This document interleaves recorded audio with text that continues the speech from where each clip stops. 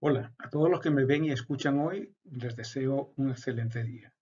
Antes de comenzar, quisiera darle las gracias a la doctora Yoconda Medrano y a todos los miembros de la Junta Directiva de la Sociedad Venezolana de Psicoterapia, AVEPSI, por esta amable invitación que me va a permitir estar un rato con ustedes disertando acerca de este tema tan relevante y de tanta actualidad. Inspiran mis presentaciones, como de costumbre, el Instituto Venezolano de Gestalt y la Asociación Venezolana de Psicoterapia, AVEPSI. Hoy vamos a estar conversando sobre esta pandemia, que es ante todo una pandemia de miedo y soledad. Vamos a hablar sobre el cerebro, las emociones que nos hace sentir y sobre cómo interactúa este y estas en el contexto de esta pandemia global de COVID-19.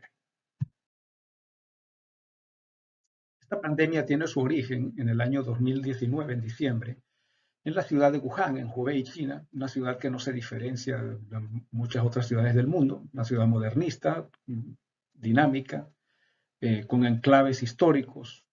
Sucede en un mercado que no es diferente del mercado de Tinta Crespo, o del mercado de Guaycaipuro, o del mercado de Algirós, que tengo aquí a unas pocas calles de casa. Allí, este coronavirus, el SARS-CoV-2, una partícula entre 200 y 500 micras, que resultó ser, como decía el profesor Jonathan Ball de la Universidad de Nottingham, un pequeño demonio astuto, desencadena una pandemia que ha cobrado casi 5 millones de vidas y ha infectado a 246 millones de personas. No es la primera vez que nosotros estamos en contacto con una circunstancia como esta. Ya en el año 2003 ocurrió la otra epidemia de SARS, la del CoV-1, y en el 2013 la del MERS, aunque ninguna de estas tuvo el alcance y la relevancia en términos de mortalidad de esta que nos acusa hoy en día.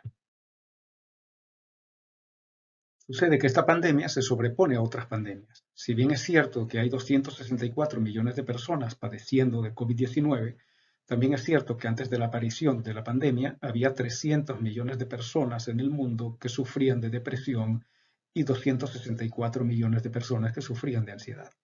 Algunas agencias relacionadas con la OMS dan otras cifras, pero la realidad es que 4.4% de la población del mundo sufría de depresión y 3.6% de la población del mundo sufría de ansiedad. La ansiedad y la depresión resultaron repotenciadas por la aparición del COVID-19. Inicialmente, las estadísticas se dispararon de una forma aguda y después se mantuvieron altas de una manera persistente. Aquí tenemos las cifras para los Estados Unidos, que son bastante representativas de lo que ocurrió y de lo que sucedió posteriormente en el resto del mundo.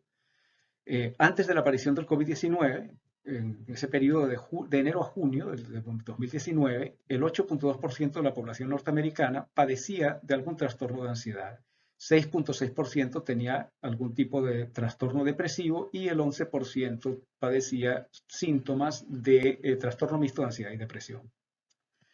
Para mayo del 2020, con el COVID-19 ya declarado una pandemia, habíamos pasado de 8.2 a 28.2% de la población padeciendo trastorno de ansiedad, de 6.6 a 24 los que padecían trastornos depresivos y de 11 a 33 los que tenían trastornos mixtos de ansiedad y depresión. La ansiedad y la depresión no se limitaban solamente a aquellas personas que tenían más riesgo de padecer el COVID-19 y sus secuelas. Por el contrario, estaban más ansiosos y más deprimidos los que tenían menos riesgo. Y esto, bueno, esto se los voy a comentar posteriormente.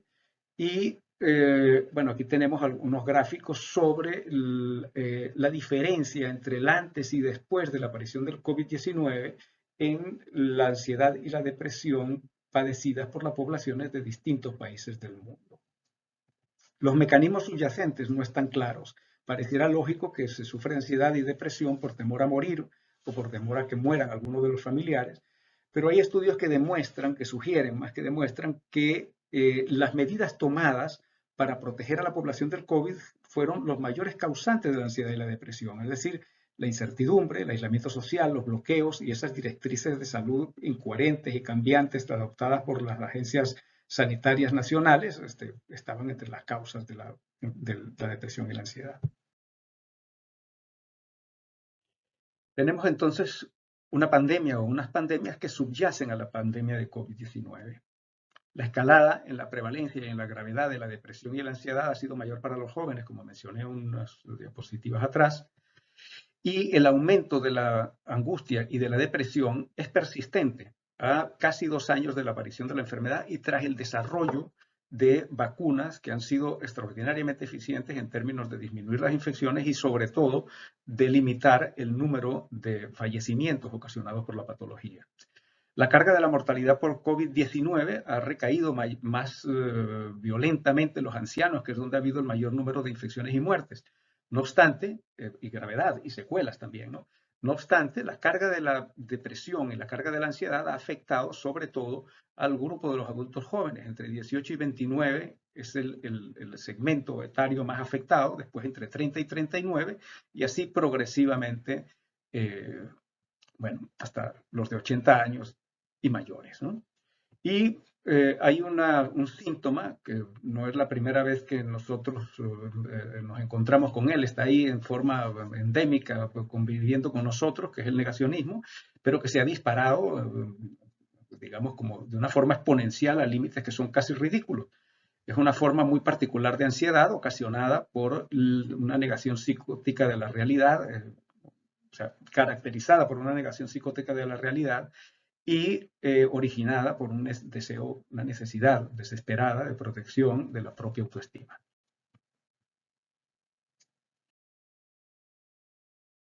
Las manifestaciones psicológicas de este encuentro nuestro con la pandemia de COVID-19 han afectado casi todas las esferas relacionadas con la salud mental. Por ejemplo, en la esfera depresiva hemos encontrado deterioros de la autovaloración, depresión, como ya venimos hablando, suicidio como consecuencia de esta última. En la esfera ansiosa, que son las dos esferas más importantemente golpeadas por el encuentro con la pandemia, tenemos trastorno de ansiedad, trastorno de estrés postraumático, trastornos persistentes del sueño. También afecta a la esfera obsesiva. Hay personas con pensamientos obsesivos, trastornos obsesivos compulsivos. Por supuesto, la esfera paranoide, hay una suspicacia extraordinaria con respecto a sí mismo, con respecto a los vecinos, a la familia, y que pueden ser todos ellos fuente de la enfermedad o inclusive pues, el riesgo de muerte, ¿no? En la esfera del dolor nos encontramos con personas con dolores crónicos producidos por contracturas musculares sostenidas, cefaleas. Y en la esfera explosiva, las agresiones ideológicas a las que han sido objeto pues, las personas que tienen una diferente forma de pensar con respecto a la patología, a la pandemia. Hemos visto personas que quieren vacunarse y han sido agredidas por los antivacunas que han sido descalificados, humillados, agredidos violentamente por las personas que piensan bueno, que la vacuna es una forma de disminuir los riesgos a la propia salud y a la propia vida. Hemos tenido mucha violencia doméstica, inclusive casos de femicidios aumentados como consecuencia de los confinamientos con la pareja o con la familia, agresiones a los hijos, etcétera, pues, ¿no?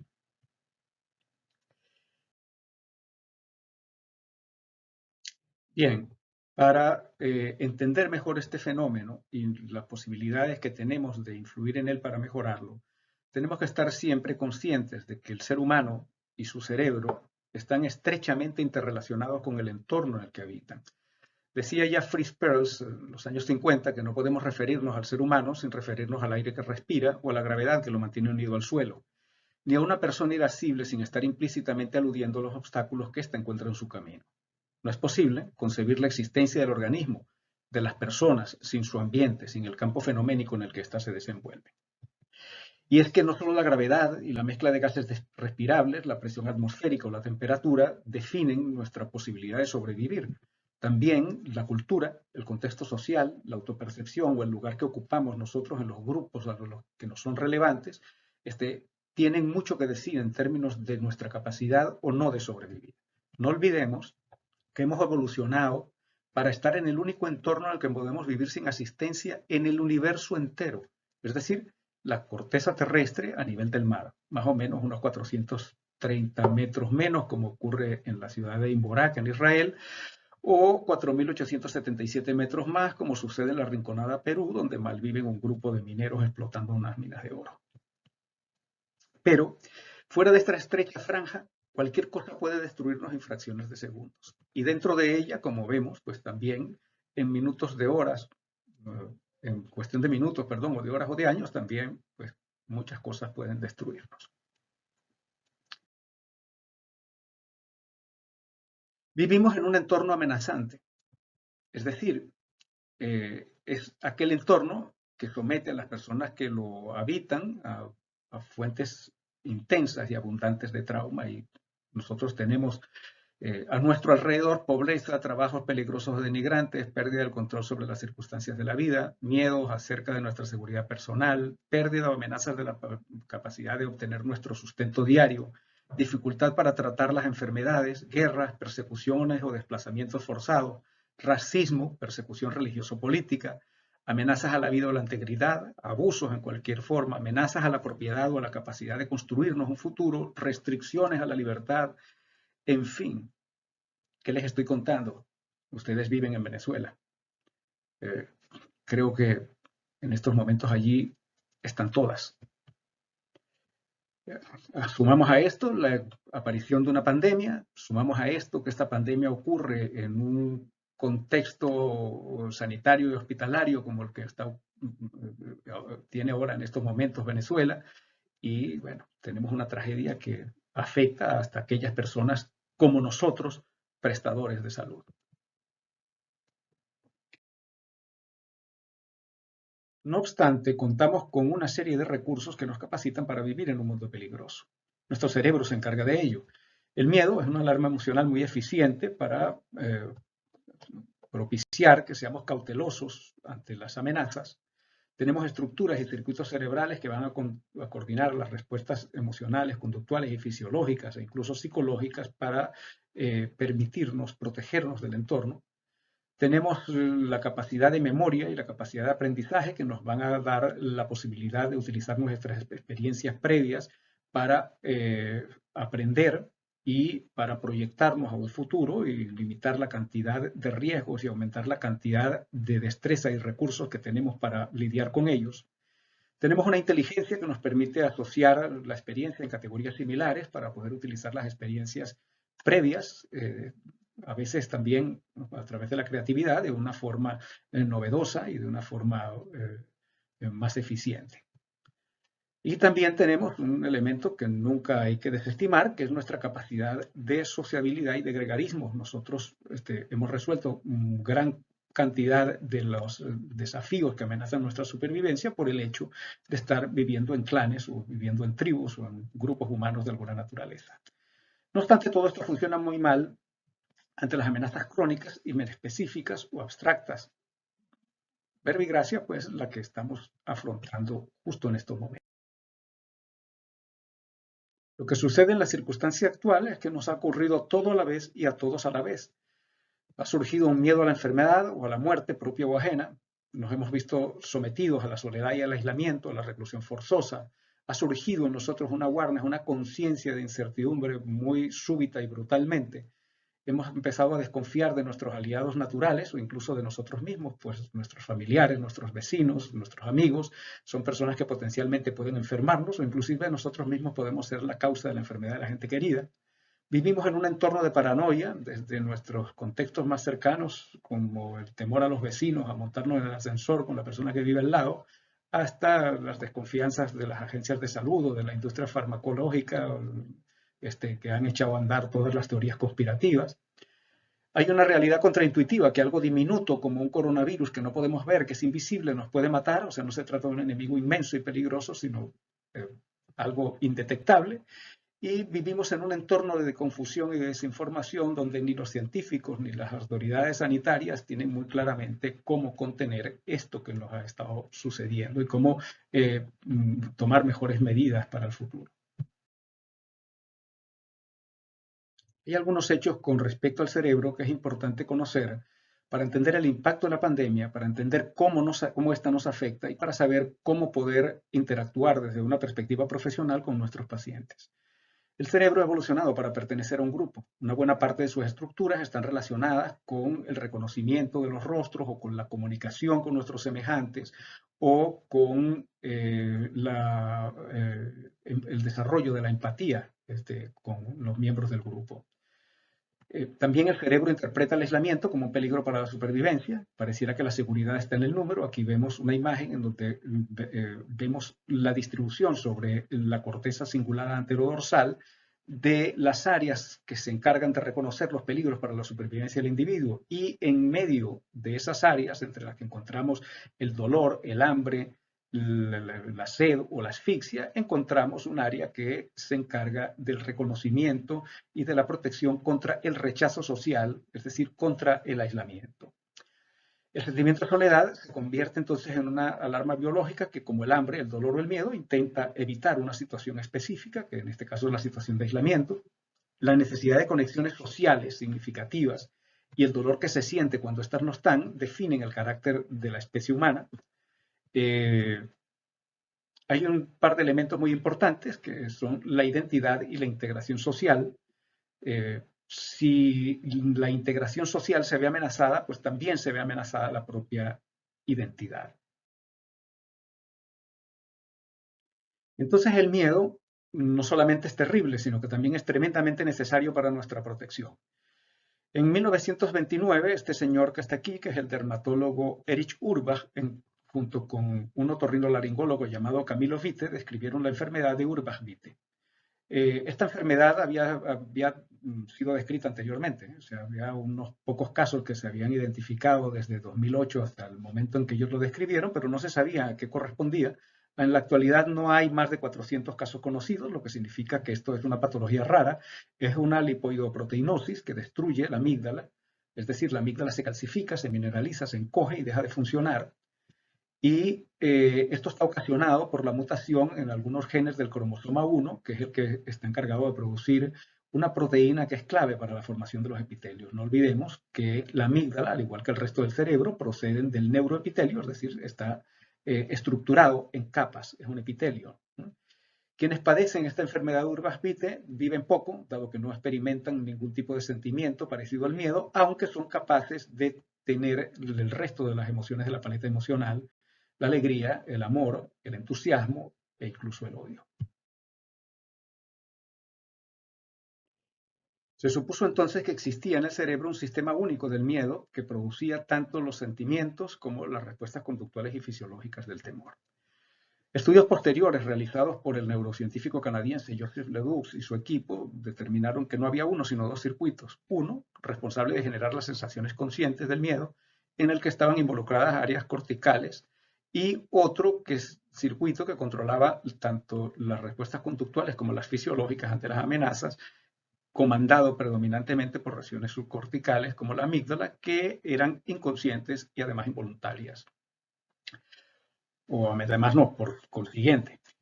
Una amenaza repentina, súbita, entonces va a activar el núcleo lateral de la amígdala y este, junto con el núcleo central, inicia esas reacciones iniciales. La reacción defensiva de congelamiento es típica de la actuación de este circuito. Posteriormente, la información pasa desde la amígdala lateral a la basal, de allí al núcleo accumbens, y se inician otras acciones defensivas, como por ejemplo la evitación o el ataque. Los componentes claves de este circuito son subcorticales, pero su capacidad para controlar las reacciones y las acciones están moduladas por áreas corticales. Entonces, tenemos inicialmente una respuesta involuntaria y después una respuesta que involucra las áreas de la corteza cerebral, en donde hay una modulación de esta respuesta involuntaria. Según este planteamiento, el miedo se referiría a aquellos sentimientos que ocurren cuando la fuente de daño, cuando la amenaza es una amenaza concreta e inmediata, y la ansiedad estaría más referida a aquellos sentimientos que suceden cuando la fuente de daño es incierta o distante en el espacio y en el tiempo. Los miedos no basados en estímulos sensoriales, en la percepción inmediata del entorno, como por ejemplo un miedo a la muerte o el miedo a la oscuridad o el miedo a los fantasmas, nacen de nuestra capacidad de proyectar en el futuro las experiencias pasadas e imaginar qué es lo que podría ocurrir si sucediese tal cosa, ¿no? Esto está muy vinculado con la corteza cerebral, actuando en forma consciente, y no está involucrada de ninguna forma la amígdala en este tipo de temores. La amígdala no solamente se encarga de lo que está relacionado con el miedo, también gestiona la atracción física, está encargada de la disminución del dolor, facilita la formación de memorias emocionales, coordina áreas corticales de expresión emocional, regula la inhibición de las reacciones del lóbulo frontal, también la conducta sexual, la memoria a largo plazo, está relacionada con la socialización y con el reconocimiento de las expresiones faciales de las personas que forman parte de nuestro grupo, en particular reconocer las facies de temor, pues, de miedo ante las amenazas. Se realizó en el año 2011 un estudio que resultó ser muy ilustrativo. Se hizo con un grupo de jóvenes que habían terminado una relación afectiva en los 6 meses anteriores y los experimentadores evaluaron qué partes del cerebro se activaban al ver las fotos de sus exparejas y al pensar en las experiencias que habían compartido con ellas, tanto chicos como chicas, y lo compararon con lo que sucedía cuando veían imágenes de un amigo y imaginaban situaciones neutras que habían ocurrido con ellos, y cuando sentían el dolor en un brazo que ocasionaba una sonda caliente que habían fijado a uno de los brazos de estos sujetos de experimentación. Vieron que el cerebro procesaba las rupturas afectivas en una forma muy similar a cómo procesaba el dolor físico. Cuando ocurre un dolor físico se activan dos tipos de áreas. Una es un área del dolor específico que ocurre en el homúnculo, por ejemplo, siendo en el brazo, se activa el área del homúnculo que corresponde al brazo, el homúnculo sensitivo. Y se activan también áreas del dolor general en la ínsula y en el cíngulo anterior. Y eso era justamente lo que ocurría en las áreas que se activaban cuando las personas imaginaban aquellas situaciones que habían vivido con sus exparejas. Pues, ¿no?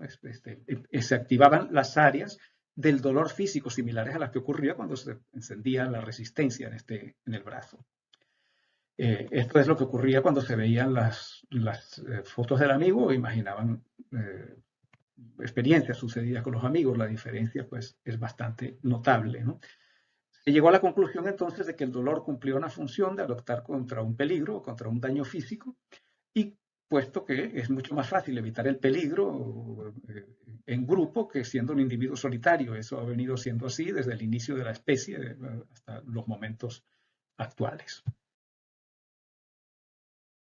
El aislamiento social activa entonces una serie de respuestas neuroendocrinas y conductuales de autopreservación que van a tener consecuencias muy inconvenientes a largo plazo. Para empezar, altera la transcripción del DNA del sistema inmune, ocasionando que seamos más susceptibles a patologías infecciosas, a patologías inmunológicas o incluso neoplásicas, e invierte el funcionamiento del sistema inmunológico. Todo esto ocurre como consecuencia de la respuesta transcripcional conservada ante la adversidad, que genera una inflamación crónica que nos hace más susceptibles a estas patologías reseñadas allí, y también que tiene como consecuencia la inversión del sistema inmunológico, desviándolo desde la respuesta habitual que nos protege de los virus hacia una respuesta que nos protege mucho mejor contra las bacterias, que son una amenaza más grande en caso de sufrir una herida en una confrontación física. Todos hemos pasado por esa experiencia de que después de una situación de estrés más o menos prolongada e intensa, sufrimos de una infección viral como una gripe o como una influenza. La respuesta inflamatoria también activa las neuronas del corte cingulado anterior, de la amígdala y del núcleo estriado, haciéndonos más irritables, más suspicaces, haciendo que nuestra atención y nuestra memoria se fije más en los eventos negativos y ocasionando que nuestra sociabilidad se deteriore, haciéndonos irritables y malhumorados con las personas que viven en nuestro entorno. Entonces el aislamiento va a tener un impacto en la salud que es comparable con el de la hipertensión, el sedentarismo, la obesidad o el tabaquismo, y que ha pasado desapercibido para la mayoría de las agencias sanitarias en el mundo. Un elemento muy particular de esta pandemia ha sido la súbita y brutal conciencia de la incertidumbre. La incertidumbre no llegó con la pandemia. La pandemia lo que ha hecho es derribar todos los mecanismos psicológicos que mantenían nuestra ilusión de certeza. En este caso, en un caso de incertidumbre aguda, aumenta la respuesta aguda al estrés. Es decir, lo que ocurre allí es que el corte cingulado anterior evalúa el grado de incertidumbre, la amígdala, que va a compartir información con el corte orbitofrontal, reacciona ante las amenazas, ante la integridad, ante el bienestar de la persona, y por las vías descendentes del corte cingulado anterior, es decir, por la amígdala, por el mesencéfalo, particularmente la sustancia gris periacueductal, y los núcleos del tronco encefálico, va a dispararse una respuesta aguda al estrés.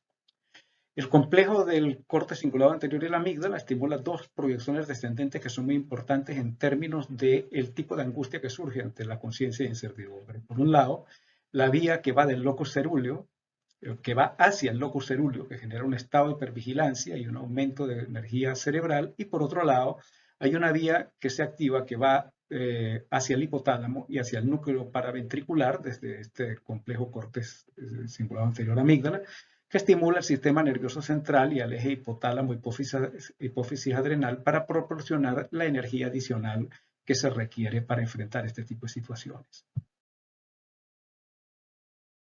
Cuando la incertidumbre deja de ser aguda y se vuelve crónica, entonces la amígdala y el hipotálamo se hiperactivan en detrimento de la capacidad que tiene la corteza frontal de regular las respuestas ante las agresiones.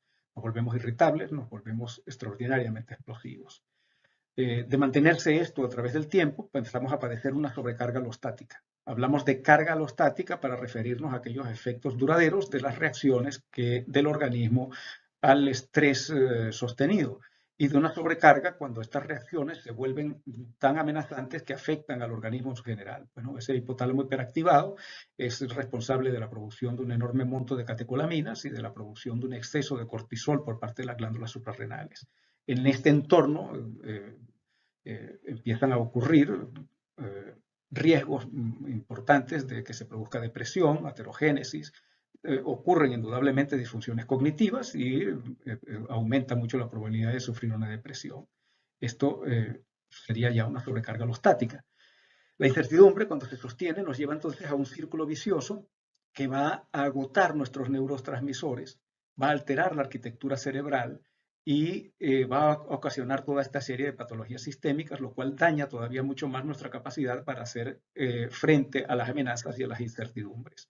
Vivir en un entorno volátil y amenazante como el que habitualmente vivimos, pero que ahora está magnificado por la presencia del COVID-19, va a implicar un riesgo muy grande de padecer de depresión y ansiedad, pero también de deterioros cognitivos, de infarto del miocardio, accidentes cerebrovasculares, de patologías sistémicas crónicas. Ahora bien, ¿qué podemos hacer nosotros como psicoterapeutas frente a todo este panorama? Tenemos tres elementos que son extraordinariamente importantes. Uno está relacionado con el aislamiento, el otro contra los efectos deleterios del miedo y el tercero con la incertidumbre. Primero, hay que buscar limitar el aislamiento, desarrollar formas de vincularse en los momentos en que el confinamiento sea inevitable, porque esta pandemia probablemente va a tener otros capítulos y probablemente no va a ser la última. Tenemos también que orientar al desarrollo de formas de contacto y de retirada con quienes comparten el confinamiento. O sea, porque si bien es malo estar aislado, también la presencia permanente de otra persona sin interrupción, sin alternancia, también es patológica. En relación al miedo, nosotros no podemos luchar con el miedo no es un enemigo, el miedo es una reacción de protección importante ante las situaciones de amenaza. Es importante aceptarlo, redefinirlo como la señal de alarma que es, como un recordatorio para saber que hay que hacer algo y propiciar que la respuesta conductual al miedo sea más la cautela, la prudencia a la hora de actuar que la triple F, ¿no? El fight, fly o freeze, ¿no? O sea, no nos congelamos, no huimos cuando no hay que hacerlo, ni peleamos cuando no corresponde, sino propiciar las respuestas de cautela y de prudencia. Ayudar a los pacientes a que entiendan que la incertidumbre es inevitable, que es omnipresente y no fortalecer la negación de la incertidumbre y explorar todo ese potencial creativo que puede ocurrir en la incertidumbre, es decir, aprender a reparar lo que no sale como queremos, aprender a beneficiarnos de aquellas situaciones que tienen resultados que no nos gustan. A veces lo que nos sale mal nos coloca en la vía de tener mejores resultados que lo que nos sale bien.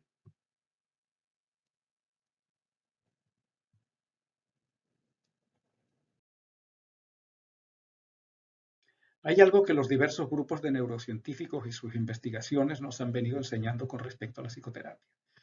Uno es que la psicoterapia resulta ser un proceso de aprendizaje altamente especializado en el que aprendemos nuevas formas de entender las dificultades, aprendemos otras maneras de reestructurar la realidad y de dar significado a los eventos que construimos. Es decir, nos enseñan una manera distinta de estar en el mundo. También en la psicoterapia, a través de una relación interpersonal, se establecen modificaciones estables y evolutivas en el cerebro de todos los participantes, tanto en el de los pacientes como en el del terapeuta. Los cambios ocurren a través de mecanismos que involucran tres funciones muy importantes de nuestro cerebro, que son la neurogénesis, la neuroplasticidad y la epigenética. Es decir, la psicoterapia produce cambios en la neurogénesis, en la neuroplasticidad y en la epigenética. Los modelos psicoterapéuticos más eficientes resultaron ser aquellos que propician una fuerte expresión emocional, aquellos que propician el aprendizaje a través de la experiencia, es decir, los que generan experimentos, los que generan experiencias vivenciales a través de las cuales las personas aprenden, y aquellos que comprometen al individuo de una forma holística, es decir, en donde están comprometidos tanto el intelecto, las emociones, el cuerpo, los deseos, la volición, las acciones y los valores. Muy bien. Creo que hasta aquí nos trajo el río. Muchísimas gracias por toda su atención y espero que esto les haya resultado de utilidad y que podamos vernos pronto. Y ojalá que haya generado una buena cantidad de preguntas que pueda yo responderles.